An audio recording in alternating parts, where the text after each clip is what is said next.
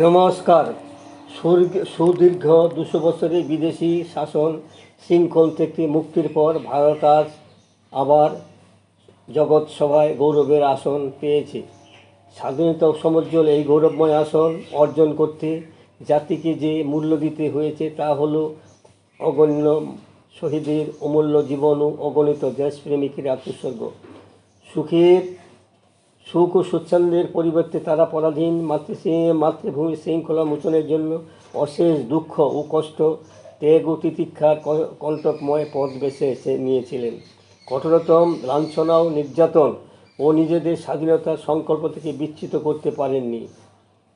তাই সর্বপ্রকার বাধা বিপত্তিকে তুচ্ছ জ্ঞান করে তারা এগিয়ে চলেছেন স্বাধীনতার জন্য। কারণ আদর্শ ছিল তাদের অটল বিশ্বাস।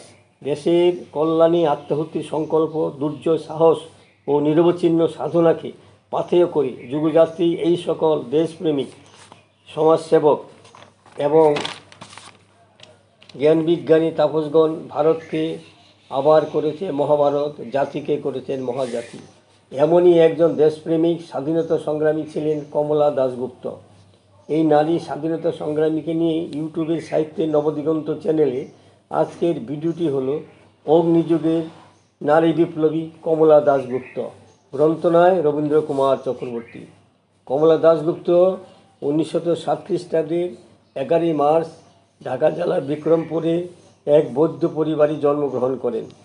1924 খ্রিস্টাব্দে তিনি ঢাকার ব্রাহ্ম বালিকা শিক্ষালয় থেকে প্রবেশিকা পাশ করেন। এরপরে তার পরিবার কলকাতায় গমন করেন। কলকাতায় তিনি বেথুন কলেজে ভর্তি হন।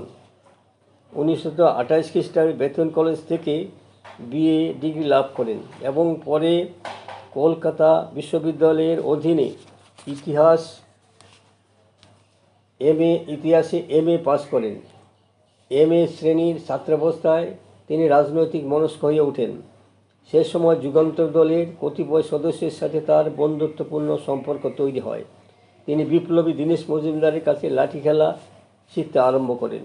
1929 খ্রিস্টাব্দে যুগান্তর দলনেতা রসিকলাল দাসের প্রেরণায় গান্ধীর অহিংসবাদ ছেড়ে সশস্ত্র সংগ্রামের জন্য যুগান্তর দলে যোগ দেন।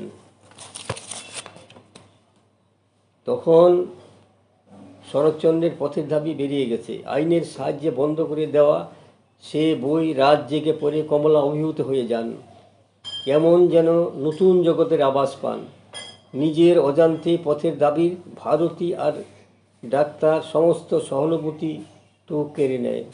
ক্লাসের দুই বন্ধু কল্যাণী দাস ও সুরমা মিত্রের মাধ্যমে শচীন মিত্রের সঙ্গে আলাপ হয়। শচীন মিত্র তখন নিখিলবঙ্গ ছাত্র সংঘের সেক্রেটারি। তার বাইরেও তার একটা পরিচয় ছিল, তিনি গুপ্ত সমিতির সভ্যও ছিলেন। শচীনবাবু জগতের ইতিহাস মন্থন করে যুক্তিতর্কের দ্বারা প্রমাণ করে দেন যে সশস্ত্র বিপ্লব ছাড়া অন্য কোনো উপায়ে দেশে স্বাধীনতা অর্জন সম্ভব নয়। কমলারা তিন বন্ধু শচীনবাবুর যুক্তিকে খণ্ডন করার জন্য গান্ধীজির অহিংস আন্দোলনের কথা বলে, কিন্তু শচীনবাবু তীক্ষ্ণ যুক্তিতর্কের কাছে তাদের বক্তব্য খড়কুটোর মতো ভেসে যায়। বন্ধু কল্যাণী দাসের কাছে কমলার নাম শুনেন বিপ্লবী দীনেশ মজুমদার। কল্যাণীদের বাড়ির 3তলা থাকে দীনেশ, খুব ভালো ছেলে, স্বদেশে করেন। কল্যাণীর অনুরোধে দীনেশ মেয়েদের লাঠি খেলা শেখানো শুরু করেন। খেলোয়াড়ের মতে বলিষ্ঠ চেহারা দীনেশের, মুখে একটি দৃঢ় সংকল্পের ছাপ। চমৎকার লাঠি খেলা দেখিয়ে যান তিনি। একদিন এই বিপ্লবী দীনেশ মজুমদারই কমলা দাসকে শ্রদ্ধেয় বিপ্লবী নেতা রসিকলাল দাসের কাছে নিয়ে যান। 1929 সালে কমলা যুগান্তর দলে যোগদান করেন। ইতিমধ্যে নানা কারণে কমলা দেবীর শরীর ভেঙে পড়ে। ইউনিভার্সিটিতে গেলেও পড়াশোনার চেয়ে বিপ্লবী কাজটাই তখন তার কাছে বড়। এ নিয়ে সংসারের সঙ্গে তার মানসিক দূরত্ব অনেকখানি তৈরি হয়ে গেছে। ঠিক এমনই সময় বাড়ির সবাই মিলে দার্জিলিং বেড়াতে যাবার পরিকল্পনা করা হয়। বাবা হয়তো ভেবেছিলেন চেঞ্জে গেলে কমলার শরীর ও মন ভালো হবে, আসন্ন পরীক্ষার জন্য প্রস্তুত হতে পারবে। যাবার আগে দল থেকে নির্দেশ হলো শরীর সারিয়ে খবর পাওয়া মাত্র চলে আসতে। দার্জিলিং গিয়ে কমলাদির শরীর ধীরে ধীরে সুস্থ হয়ে উঠতে লাগলো। প্রায় 2.5 মাস দার্জিলিং থাকার পর 1930 সালের জুন মাসে কলকাতা থেকে দলের নির্দেশ গেল ফিরে আসার জন্য। ইতিমধ্যে চট্টগ্রাম অস্ত্রাগার আক্রমণ হয়ে গেছে। খবরের কাগজে বিপ্লবীর সংগ্রামে সে কাহিনী পড়ে আনন্দে উৎফুল্ল হয়ে ওঠেন কমলা দাশগুপ্ত।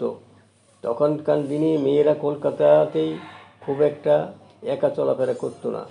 সেক্ষেত্রে দার্জিলিং থেকে একা একা কলকাতা চলে আসতে হলো সম্পূর্ণ অভাবনীয় ব্যাপার।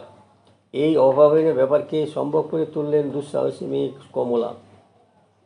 গড় পাড়ে কল্যাণীদের একটা হোস্টেল ছিল। দলের প্রয়োজনে কমলা 1930 সালে বাড়ির নিরাপদ ও স্নেহময় পরিবেশ ছেড়ে হোস্টেলে চলে আসেন। হোস্টেলের বাসিন্দাদের অনুরোধে কমলার উপর ম্যানেজারের দায়িত্ব অর্পিত হয়। হোস্টেলের খরচ চালাবার জন্য এ সময় কমলাকে 2টি টিউশনি জোগাড় করতে হয়। দলের নেতা রসিকলাল কমলার হোস্টেলের ঘরে রাখার জন্য এক বিরাট ধামায় ভর্তি করে বোমা পাঠালেন। ধামার উপরটা ফল দিয়ে ঢাকা। কারো সাধ্য নেই ফলের তলায় আসলে কী রয়েছে তা আঁচ করার। এই জন্য একটা পার্বত্য মুশিক শিবাজির মোগল দরবারের করা প্রহরাকে কলা দেখিয়ে ফল আর মিষ্টান্ন ঝুড়িতে পালান। বোমাগুলি রাখার জন্য আগে ছোট ছোট টিনের সুটকেস কিনে রাখা হয়েছিল, কিন্তু একসঙ্গে এতগুলো সুটকেস দেখলে তো লোকের সন্দেহ হতে পারে। তাই শেষ পর্যন্ত একতলায় ভাড়ার ঘরে অগ্নি রাখা চাবি বন্ধ করে রাখার ব্যবস্থা করা হলো। বিপ্লবী নেতা রসিকলালের ঘরে সেগুলিকে চাবি বন্ধ করে রাখা হলো। বিপ্লবী নেতা রসিকলালের নির্দেশে লোক এসে নীরবে নিঃশব্দে বোমা ভর্তি সুটকেস নিয়ে চলে যান। কখনো বা কমলা দেবী নিজেই সুটকেস ভর্তি বোমা নির্দিষ্ট স্থানে পৌঁছে দেন। এই সময় কমলা দেবীর মন্দিরা নামে একটি রাজনৈতিক মাসিক পত্রিকা সম্পাদনার দায়িত্ব লাভ করেন। সন্ধ্যা, যুগান্তর, বন্দে মাতরম, স্বাধীনতা সংগ্রামী পত্রিকার মতো মন্দিরার উদ্দেশ্য ছিল দেশবাসী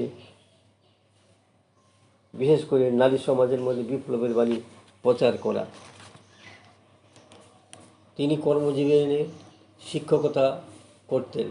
দেশভাগের পরে লিখেছিলেন আরও আত্মকাহিনী রক্তের অক্ষরে, যা 1954 খ্রিস্টাব্দে প্রকাশিত হয়। তিনি পরে লিখেছিলেন স্বাধীনতা সংগ্রামে বাংলার নারী 1963 খ্রিস্টাব্দে নামে একটি গবেষণামূলক কাব্যগ্রন্থ। দুটিতে তার বিপ্লবী ও রাজনৈতিক জীবনের বিষয় উঠে এসেছে।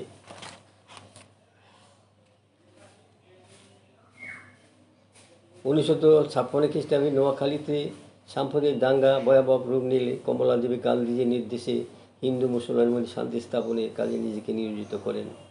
কমলা দাশগুপ্ত রচিত রক্তের অক্ষরে এবং স্বাধীনতা সংগ্রামী বাংলার নারী নামক গ্রন্থটি ভারতের স্বাধীনতা সংগ্রামের ইতিহাসে এক মহামূল্যবান সংযোজন। 2000 সালে 19 জুলাই বিপ্লবী কমলা দাশগুপ্তের জীবনোৎসব হয়। সংঘার সঙ্গে সমাপ্ত হয় অগ্নিযুগের একটি স্মরণীয় অধ্যায়। আমার বন্ধুগণ, আমার সংক্ষিপ্ত ভিডিও খালি এখানে শেষ হলো। যদি আপনাদের মনোভূত হয় সাবস্ক্রাইব, শেয়ার এবং লাইক করতে ভুলবেন না যেন।